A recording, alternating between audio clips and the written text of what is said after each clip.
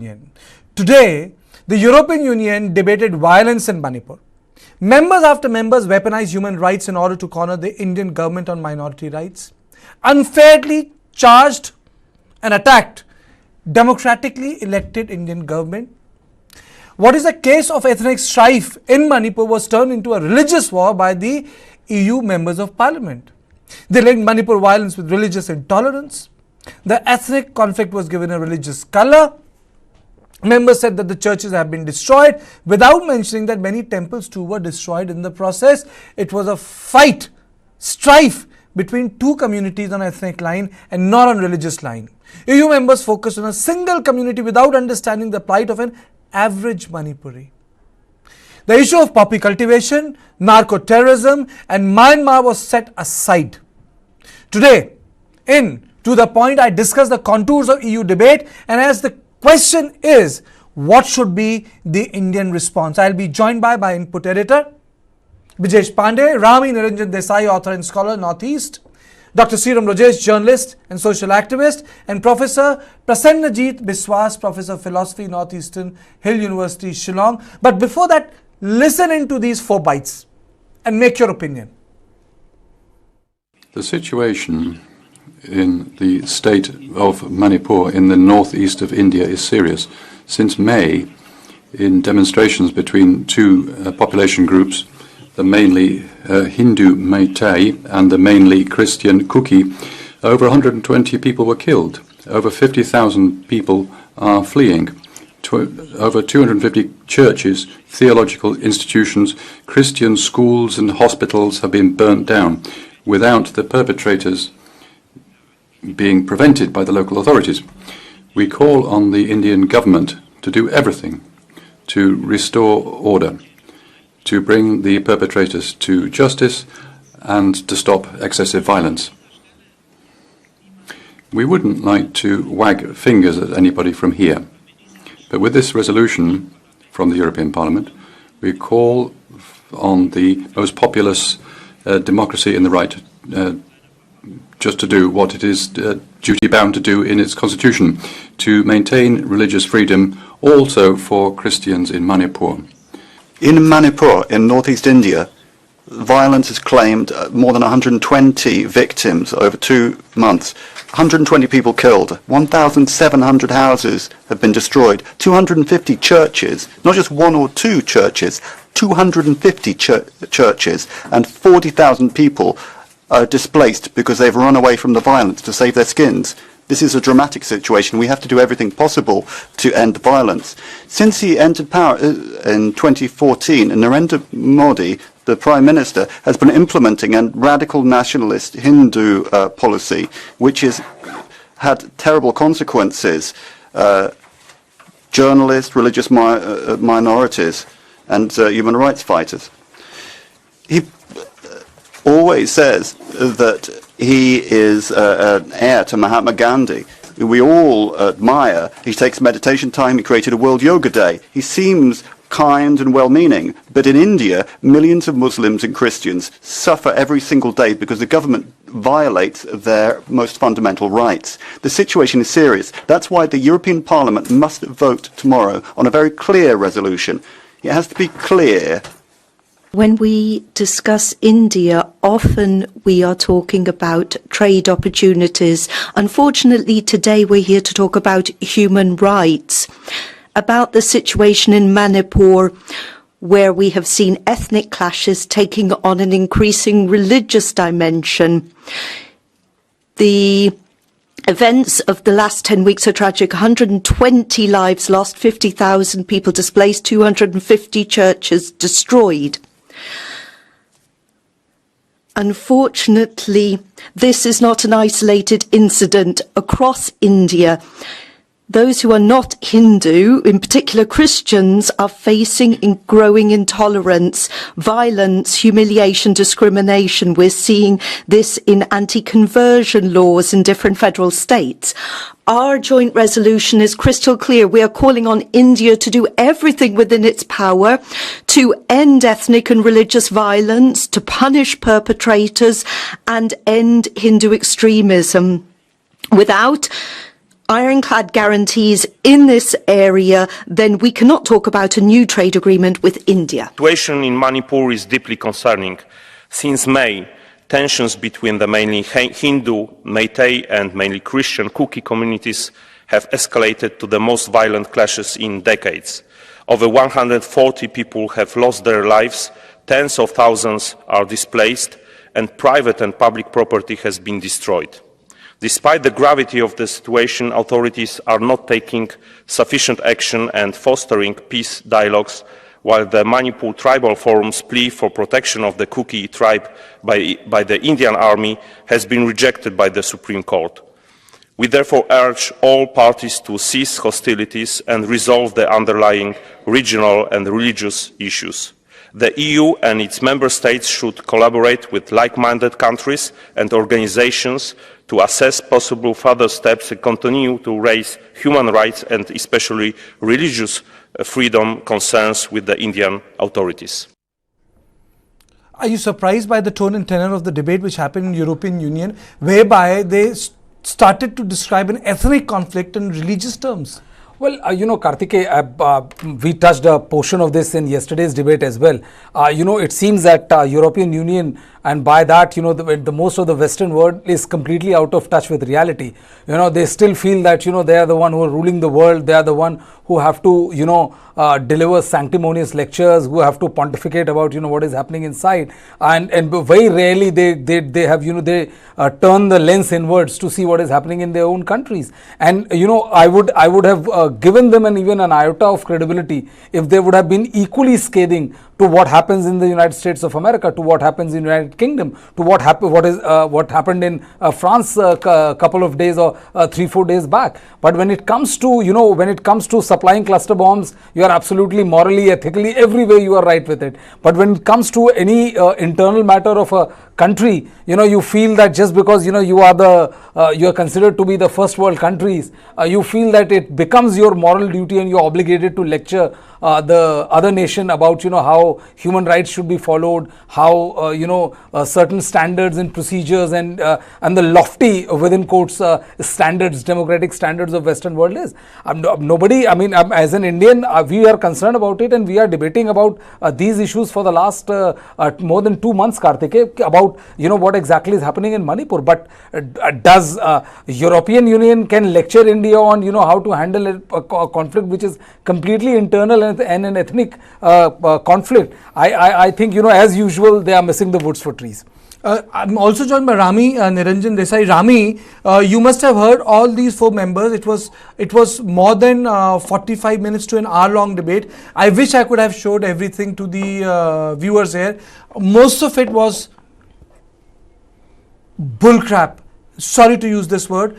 Not understanding Indian secular tradition, not understanding what the Manipur government stand for. None of them use the word Manipur. All of them use the word Kuki. They use the word Meitei. They said 275 churches were destroyed. None of them spoke about the Meitei and the Naga community. And most of all, this spoke about observers being deployed in India. It's like Indian Parliament having a debate on race relations and the violence which shocked France in both the houses of Parliament here. But I'm aghast that they could treat a big economy like India like this.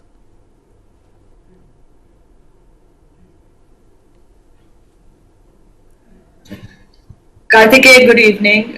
Brijesh, good evening. If you wouldn't have used that word, I would have. So, on that note, let me say I have a lot to point out to the European Union, because something like this sort of interference in our personal business really riles me up. But having said that, European Union, let me remind them, only became a union on the basis of an economic union, not a political union. Even today, there is no political consensus. The European Union, as we have seen recently, the states that are a part of the European Union do not have any common sentiment relating political issues in the union. So I don't even know what they are talking about and what this group is talking about and who they are representing. Having said that, if they want to pontificate and if they want to point fingers at us on human rights violations, let me remind them that the largest country, the most dominant country in the European Union is Germany, with the largest trading partner being China. I don't see them having a problem doing trade deals or doing business with China or pointing fingers at them for their human rights violations. So this, I think has become evident to us, is that there are these double standards and there are these different ways of looking at countries that they feel will benefit them, that they cannot do without, and countries like India that are coming on, into their own after, the kind of colonization that we have suffered.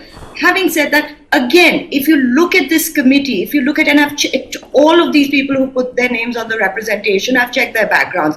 Not one person has any expertise in tribal affairs, has any expertise in India or the Indian subcontinent, has no expertise in ethnic violence, conflicts, has no expertise in insurgencies, or in the Northeast. So on what basis are they coming to this conclusion? Number one.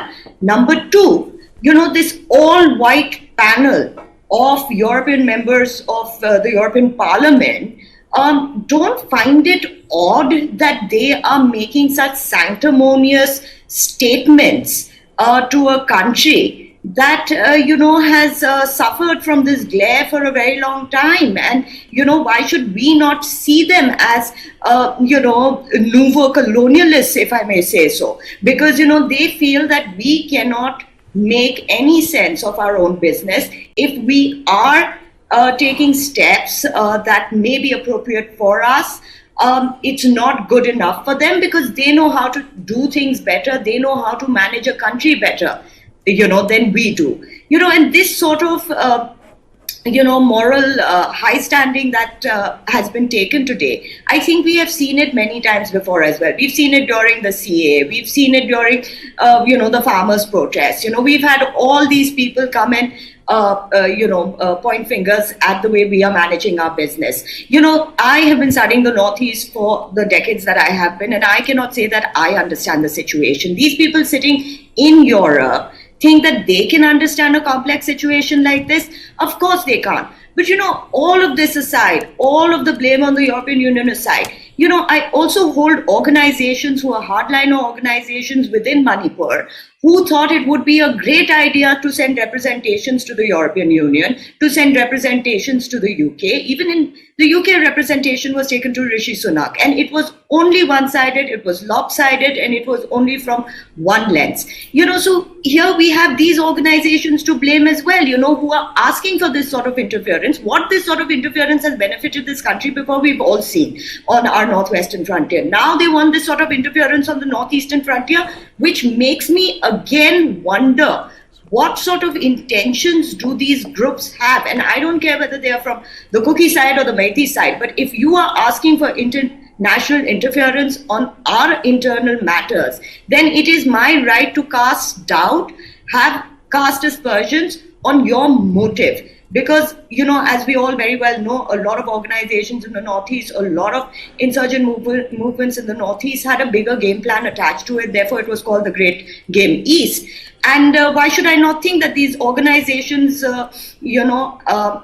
lack credibility and have vested interests in somehow not just shaming India, but somehow bringing this sort of interference to our borders, which will make the situation so complicated that it will never be it will not benefit either of the sides. What is surprising is that they did not discuss the issue of narco-terrorism. Brijesh, they did not discuss the issue of poppy cultivation. The issue of immigration was not discussed. They did not discuss the issue of, the civilian strife and displaced people.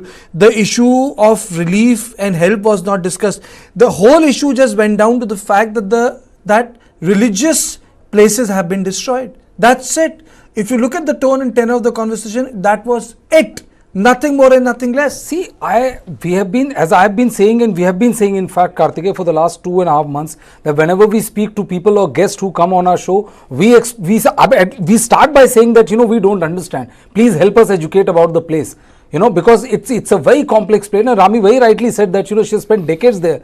And yet the reality is that, there's so much to understand, so much to comprehend and analyze. And these people and the kind of, what really gets my goat or really irritates me is the sanctimonious tone, which is used that I don't know much about the place. I don't know what is driving this conflict. I don't know what is happening on the ground zero. Yet still I have, based on few lopsided data which has been provided to me by people, I would not hesitate to use the word vested interest, where you try to drive home a bargain, to drive home a point that France is hosting Prime Minister, and yet democracy is somewhere in the part of the world, one part of India is being trampled upon. I mean, this the whole idea of where Britain would get upset with India. Oh my God, how can you buy oil from Russia? And then they're basically aghast at the fact that how dare you chart out your own territory without depending on the crutches which is provided by European Union, by UK, by US. And then all of a sudden when they have to do it, they will do it with such nonchalance that, oh my God, that it's your God's gift or God's right to given to you, that you can behave in a particular fashion. I think most of the world understands it, that these sanctimonious statements and all are just that and nothing more than that. More than the sanctimonious statement, Rami, there is another aspect to it. Prime Minister is in France. EU headquarters is in Brussels. I mean, so every time, I'm not one of those journalists who say, ye kya ho gaya, hamare desh mein rashtrapati, I'm not one of those chimpanzees in the newsroom. I never do that. But there's a pattern to it. You have a riot in Delhi, the Trump is here, the hangama happens. The Prime Minister has gone to France. In Brussels, they debate it.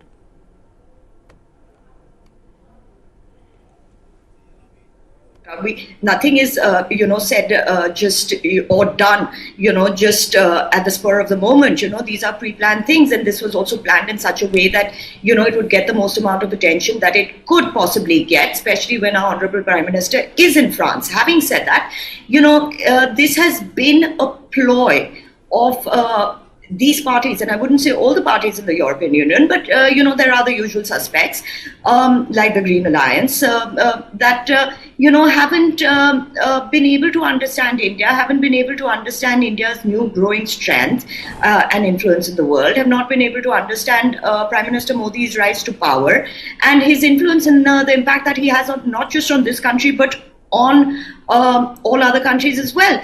And there has been this sort of growing frustration because they'd rather see us as a third world country that needs their help, that could not have done without them, that, the colonialism that they brought into our country was the greatest gift they would have given us. Having said that, the only gift that they've given us through colonialism is the legacy of bureaucracy. But, having said that, I would still say that, they feel that they had so much more to give us and, civilize us, and we were savages. The British colonialists that came in who studied the Northeast, every second sentence for justification of colonizing the Northeast was that they are pagans, they are savages, they are barbarians. They didn't really come in to, raise the living standards or to give equal development to any of these tribal communities that today they pretend to defend. On the contrary, they created scheduled areas so that, they would be kept like, how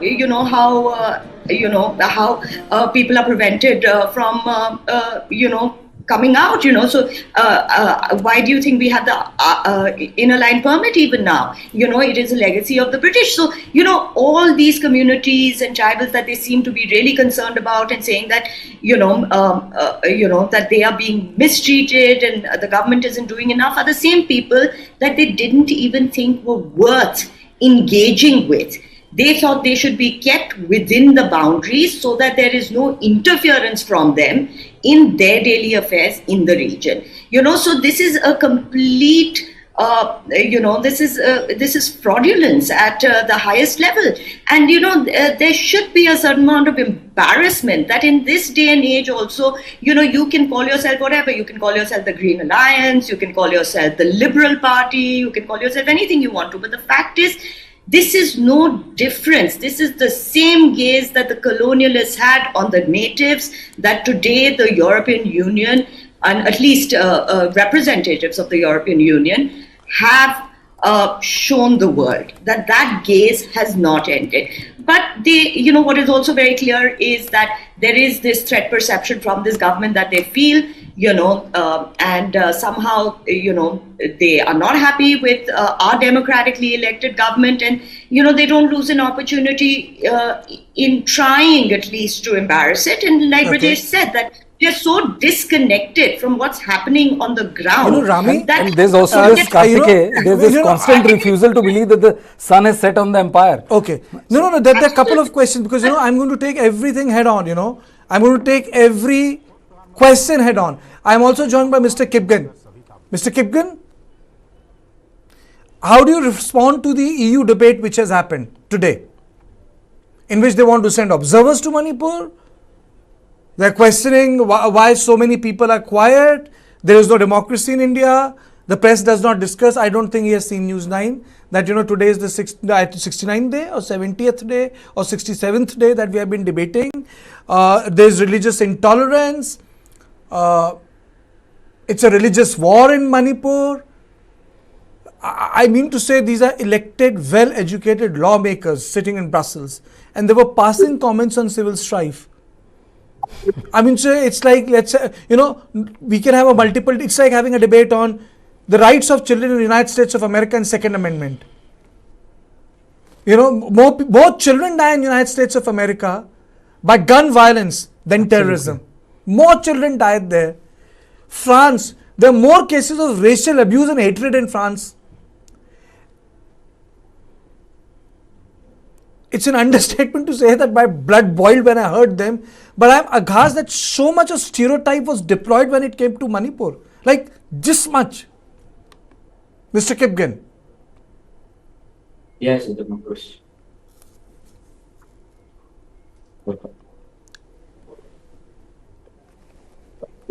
Thank you. Thank you for taking. Yes, Yes. will you kindly please the question, please? Okay, I know there is a delay. Mr. Kipgan, your first response to the debate which happened in European Union on Manipur.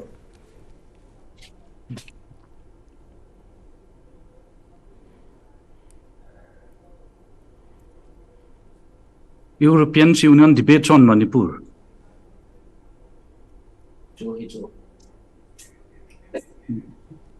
India है democracy है.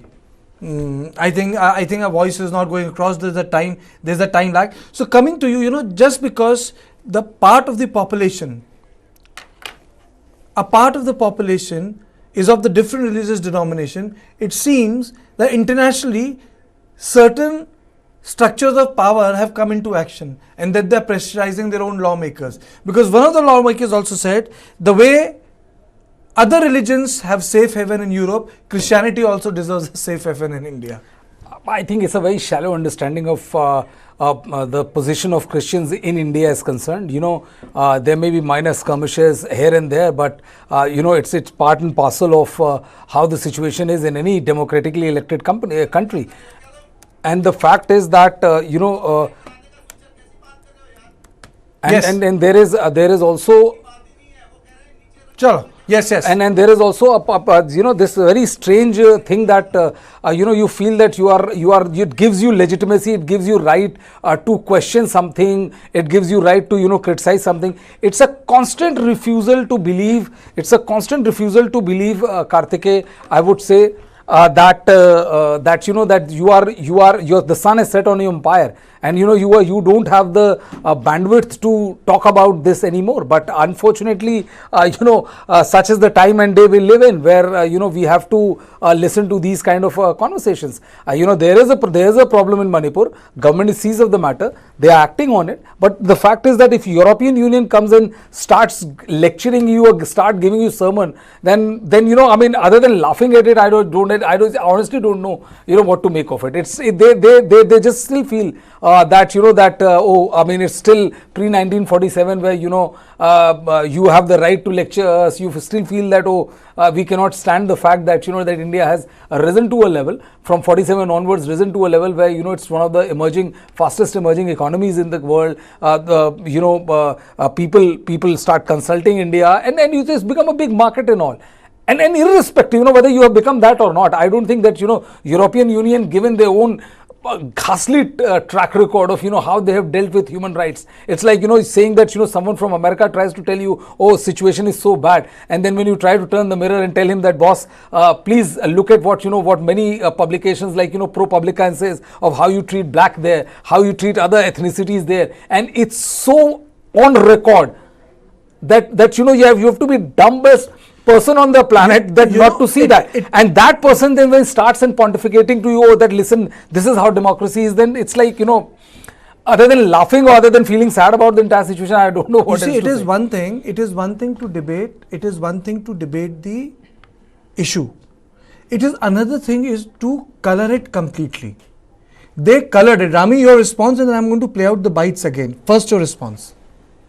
Kartikeya, I completely agree with you and Brajesh. This is completely laughable because nobody really cares about their opinion in this country. The only people who care about their opinion is only the 5 of them, I think. I don't even think the rest of the European Union or the rest of Europe cares about their opinion or what is happening in India because they have so many problems of their own. We can point a finger at them also and say they were very happy to take Ukrainian refugees. They weren't very happy to take Syrian refugees and they still are not, But having said that, exactly what you said, because of their lack of knowledge on what's happening, because that is really not the moot point in their heads, they brought up everything else. Because clearly nowadays intersectionality and, bringing in all sorts of other issues, makes them sound like they know so much more when they don't. So they've said religious minorities, shrinking space for civil society, continued caste discrimination, media freedom, freedom of expression, everything but nothing that pertains to what is happening in Manipur. Number Satish? 2, in the next paragraph, they talk about Khurram Parvez. Where does Khurram Parvez come from? Was he not the same guy who was arrested by NIA for, what was it? For, I think, some amount of funding of terrorism or something like that. So, clearly their motive is not their motive is not about bringing welfare or creating some sort of peace initiative in Manipur. It is everything but that, and therefore this entire representation reeks of utter and complete fraudulence, double standards, and, in my opinion, total racism. Let us play out those 4 bytes again.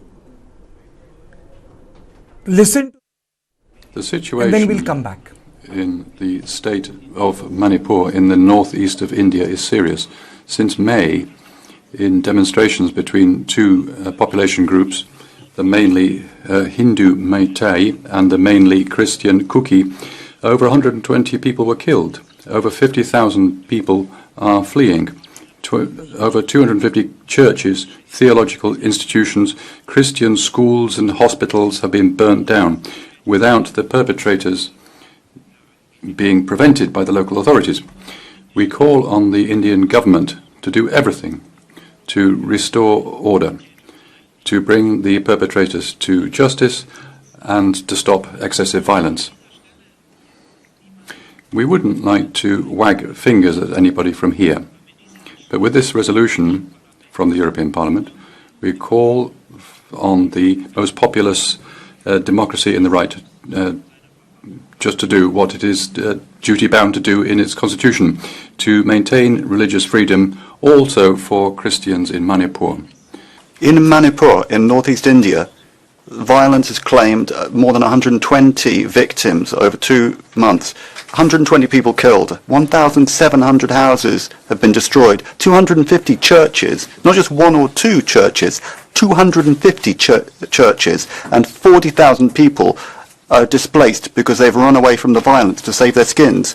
This is a dramatic situation. We have to do everything possible to end the violence. Since he entered power in 2014, Narendra Modi, the Prime Minister, has been implementing a radical nationalist Hindu policy, which has had terrible consequences. Journalists, religious minorities, and human rights fighters.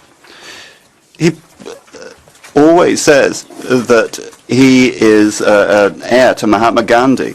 We all admire. He takes meditation time. He created a World Yoga Day. He seems kind and well-meaning. But in India, millions of Muslims and Christians suffer every single day because the government violates their most fundamental rights. The situation is serious. That's why the European Parliament must vote tomorrow on a very clear resolution. It has to be clear. When we discuss India, often we are talking about trade opportunities. Unfortunately, today we're here to talk about human rights, about the situation in Manipur, where we have seen ethnic clashes taking on an increasing religious dimension. The events of the last 10 weeks are tragic. 120 lives lost, 50,000 people displaced, 250 churches destroyed. Unfortunately, this is not an isolated incident across India. Those who are not Hindu, in particular Christians, are facing growing intolerance, violence, humiliation, discrimination. We're seeing this in anti-conversion laws in different federal states. Our joint resolution is crystal clear. We are calling on India to do everything within its power to end ethnic and religious violence, to punish perpetrators, and end Hindu extremism. Without ironclad guarantees in this area, then we cannot talk about a new trade agreement with India. The situation in Manipur is deeply concerning. Since May, tensions between the mainly Hindu, Meitei and mainly Christian Kuki communities have escalated to the most violent clashes in decades. Over 140 people have lost their lives, tens of thousands are displaced, and private and public property has been destroyed. Despite the gravity of the situation, authorities are not taking sufficient action and fostering peace dialogues, while the Manipur Tribal Forum's plea for protection of the Kuki tribe by the Indian Army has been rejected by the Supreme Court. We therefore urge all parties to cease hostilities and resolve the underlying regional and religious issues. The EU and its member states should collaborate with like-minded countries and organizations to assess possible further steps and continue to raise human rights and especially religious freedom concerns with the Indian authorities. Professor Biswas, am I audible to you? Audible, please. Yeah, your response to the way debate happened in the European Union? Yes, you see, I mean, the prolonged perpetuation of the conflict situation in Manipur and India's northeast have always been a subject matter of study by the academic and even by certain other forums. But European Union taking it up all of a sudden by extricating it from the larger context of not just conflict, but also possibilities of conflict resolution that has happened in the northeast of India is something extraordinary, unprecedented, and it is not really acceptable as far as democratic sensibility of the country is concerned. But when I say this, I also would like to emphasize the fact that the situation in Manipur is extremely fluid. Until it settles down to a certain point, it's really not possible to assess the ground reality. So they are using an ivory tower point of view, and obviously they are motivated by certain reading of the situation. We need to correct that perception, and Government of India and Ministry of External Affairs have enough means to correct that perception. And I would emphasize that a gross correction of the perception of European Union is necessary at this moment. The second important issue is a lot of victims who are victims of this conflict situation are still internally displaced. These internally displaced people are to be sheltered. They are to be given a sense of security. And it is our internal matter. I would ensure that and emphasize on that. So the internal matter of granting security to them, protecting them from further attack and from further deterioration of the situation is the task of constitutionally elected governments at the state of Manipur and also the central government. But the primary responder is the government of Manipur. So we have to give more focus on the way Government of Manipur is working at this point, which is far from satisfactory as of today. Now, this is compounded by, the international reaction or an overreaction that we have found today. But at the same time, as far as human rights is concerned, internal security is concerned, given the situation in Myanmar, in Chin and Sagaing province is concerned, you see international bodies are keeping a close watch and monitoring on this situation. So there should be greater dialogue between European Union and India's foreign ministry to provide a proper perspective and to evolve probably a joint mechanism of understanding. So that is absolutely necessary given the context of today's European Union debate. Yeah. I think that's very well put, Professor. But how can one turn around a cultural issue into a religious one, They are noticing this destruction of religious temples and churches as well. So when such violence happens in India, there's a pattern of this violence, and Manipur is not free from that pattern.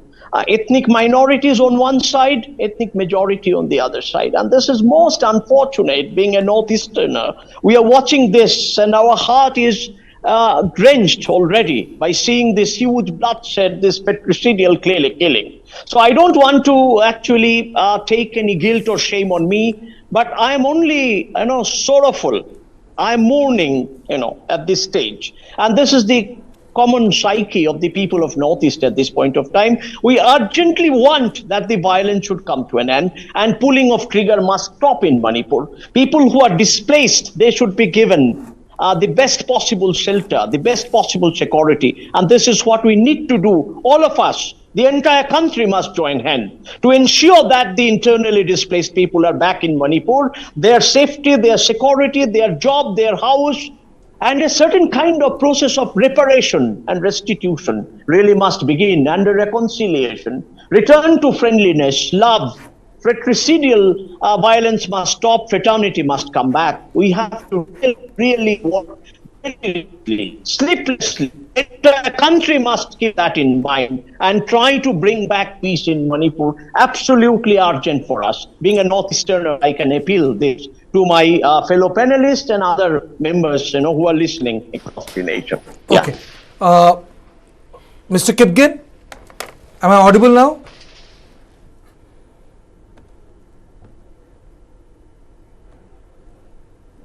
Mr. Kipgen? Can you unmute yourself? Can you unmute yourself? Oh, yeah. Were you saying something, Mr. Kipgen? Yeah, please. Thank you. Okay, finally there. Your response. Yeah.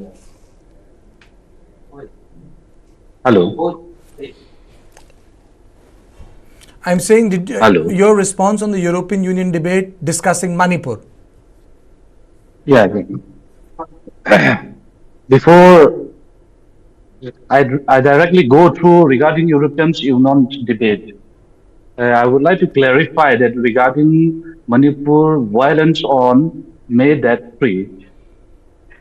And when the violence started, what is behind the scene, we don't know, but the people of the majority Meitei people started burning all the church in the Imphal valleys. After they finishing the church, they have started burning up the house and buildings in Imphal Valley. After they finished in Imphal valleys, they started burning up the church and the house at the foothills of Manipur. And what is inside, what is behind the scene, I don't exactly know, but there is something is behind. And all the church has been burned at Imphal as well as in the foothills of Manipur. And regarding this European move, I should say that as India is a democracy, government of Manipur or government of India is to protect the minorities of the cookies, whether church or the buildings. But from the government side, now it has been almost 70 days. They could not stop. The state government could not stop. They could not make peace. They could not do anything, and they have free hand. They give free hand to destroy the Kuki minority house as well as their church. In this regard, I should say that as Indian democracy, it is the failure of the government. And when the government is failed, I appreciate the initiative taken by the European Union since we are left that even the government could not help, and they have free hand. They give free hand to burn the church as well as the house of the minorities Kukijo. For that, since the government is not protecting, the state government is not protecting the Kukijo peoples in Manipur Hills areas, I appreciate the European Union's initiative regarding this debate on this parliament. Okay, Mr. Kipgen, that is your point of view that the only churches were destroyed, but internal matter of this country was discussed abroad. An ethnic strife which has happened because of the administration dissolving away, and no one is taking away the blame from the government of Manipur, is being played out differently from just a religious prism. Both Kukis and Maitis are Indians. They're Indians first. Yeah, right. Don't you agree? Yes, I agree that we are all Indians. As a citizen of Indian, as a citizen of the Manipur state, yes, to protect the people. Okay. Rami, you wanted to come in?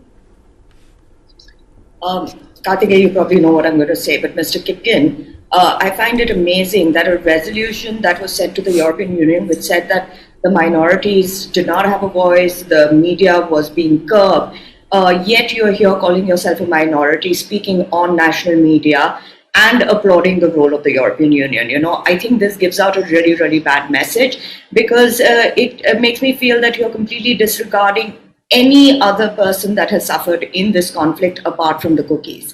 You know, forget the Hindus.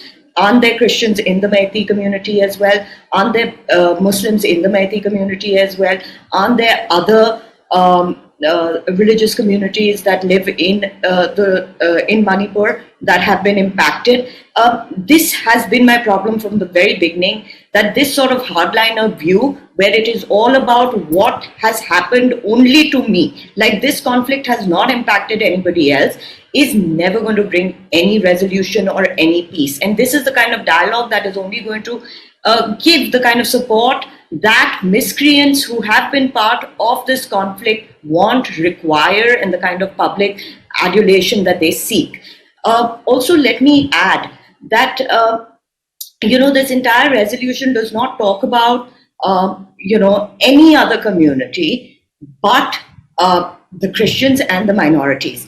I wouldn't really any longer in Manipur consider the tribal community a minority, because it's not as if you are like the Parsis or you are like, the Jewish community, which is, a couple of percent. You hold a substantial amount of power, you hold a substantial amount of autonomy, you have vested powers in that autonomy, then for you to say that you appreciate the European Union to come and interfere in your personal matters when the European Union doesn't even know what a Hill Council is, completely defeats the purpose of logic for me. So I think it is a shame that, of course, you have a right to your opinion. I respect that. But, I think it is a shame that you would be okay with somebody who has no knowledge about the situation in Manipur, about the state that you claim to love, that seeks to interfere only from one point of view and not from the general benefit that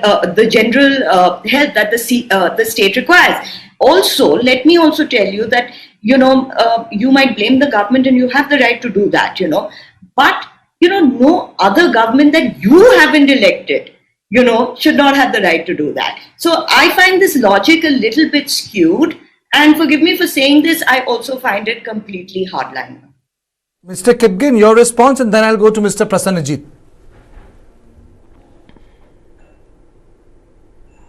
Yes, Mr. Kipgen, to you, please. Unmute yourself.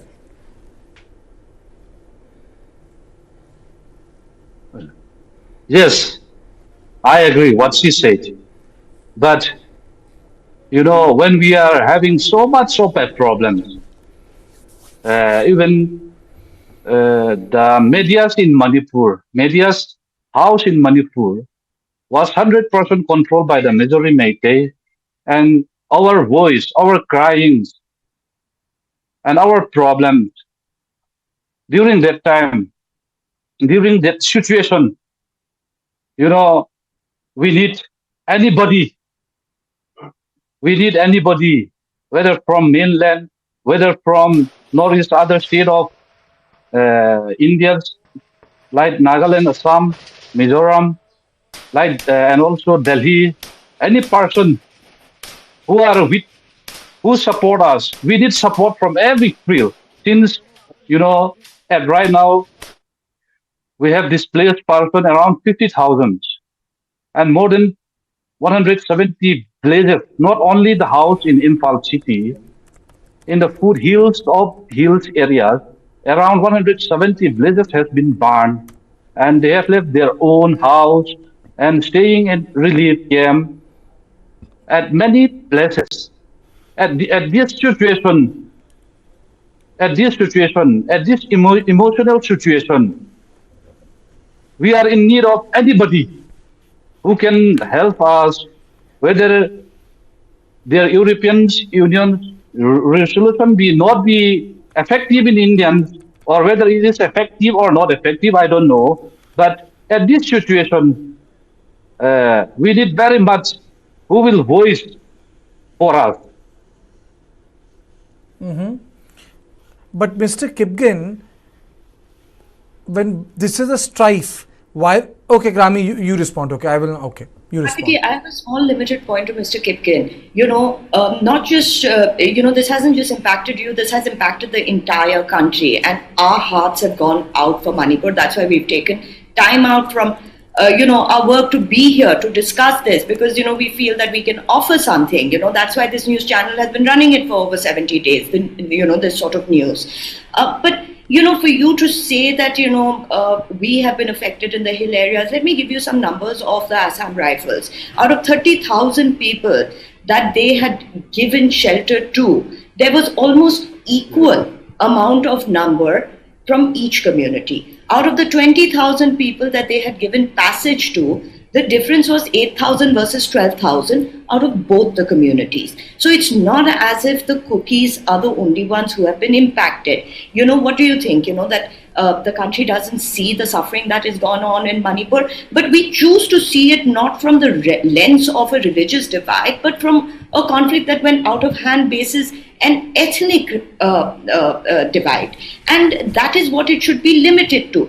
But now the territory that you are sort of playing around with is a very dangerous territory, because it brings the religious lens, which as well as everybody who has studied the Northeast knows is not the case. Yes, there is a role for interreligious dialogue when it comes to peacekeeping. But in analyzing the situation using an interreligious dialogue reeks of a motive to divide this country on the basis of religion, which, irrespective of what conflict has happened, especially in a case like Manipur, that kind of lens to be put on this can be extremely dangerous. And let me also remind you, the northwestern frontier, there was a fair amount of international focus on it. United Nations was approached.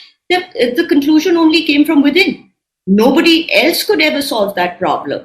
The same way European Union has no jurisdiction on Manipur. They have no understanding of Manipur. They have no understanding. Do you think that they've ever even met a Meitei or a Kuki? So to have this much of confidence in the European Union instead of the government that you have chosen, to me is surprising, sir. Okay, I'll come to Mr. Kipno. Seeram, your response to what is happening, very difficult to get you today. I think my guest coordinator, Ronnie, must have spent last half an hour just getting the voice right. Seeram, your comment. I know you have been very patiently waiting. Seeram. Mr. Rajesh? Yeah, am I on? Yeah, you are audible. Please speak. Please speak. It's very tough to get you. Actually, I've been following about the discussion and concerns about the anchor and all the panelists who have spoken on this observation of the European Union in the context of Manipur.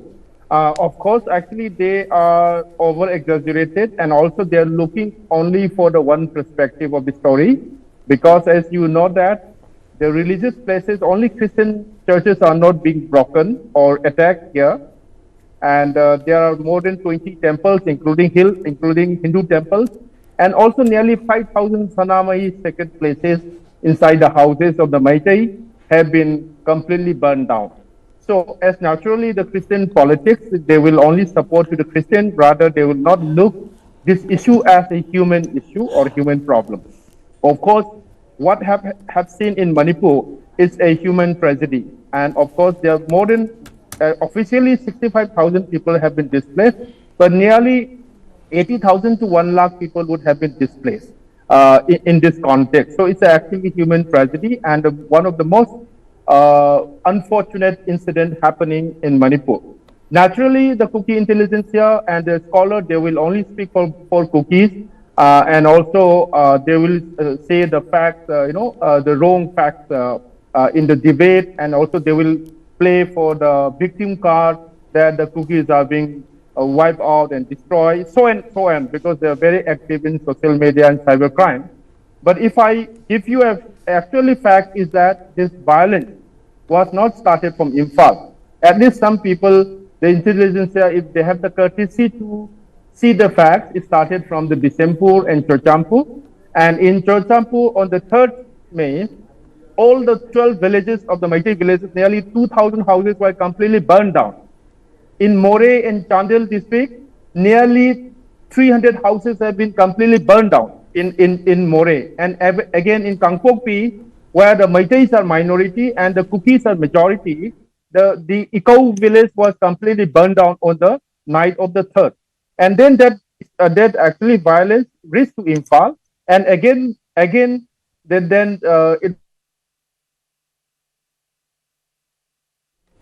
Okay, so basically, Mr. Prasanjit, Sriram Rajesh was saying that infrastructure, sacred structure, property of both sides were burned down. So this religious narrative is incorrect. It was violence from both sides. Now, any ethnic violence has multiple factors.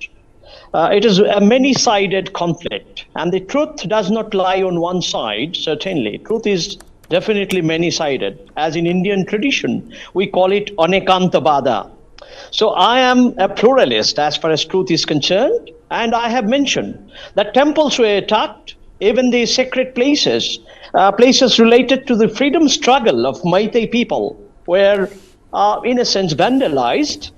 But the number of churches that were demolished, the number that is cited, is something alarming. Similarly, the number of temples that are demolished is also alarming. Now, you see, we are tired of hearing this cycle of violence all the time. And I'm afraid that all the time there is a breach of peace that is happening in the very thought process and then in the action. So how do we restore the basic sense of humanity, the basic sense of decency in the case of Manipur? My concrete suggestion is that those who have lost their homes, they are to be given care. We are not successful in delivering medicine, in giving enough care, in giving food, in the shelter. The whole country must work as an intermediary between the two communities. Whether the narrative is in religious lines or in ethnic lines is another matter. We are not yet able to set a proper narrative, primarily because we haven't intervened in the right way, in the most positive way, the way Jayaprakash Narayan intervened in the 60s and 70s in the Naga conflict. The way Gandhi would have intervened today, had he lived there. So we should have that moral courage to intervene, and we have to bring the two communities together and make them realize their inner humanity. I believe very strongly, both Meiteis and Kukis, have that sense of humanity, which must come out now. This is the time. I absolutely agree with you. I absolutely agree with you. If we look at post-colonial violence, you had people like Jawaharlal Nehru, you had people like Mahatma Gandhi walking into war-torn areas. I think that part of the history, that part of the strength needs to be recovered. I think the European Union fails to understand the strength and the power of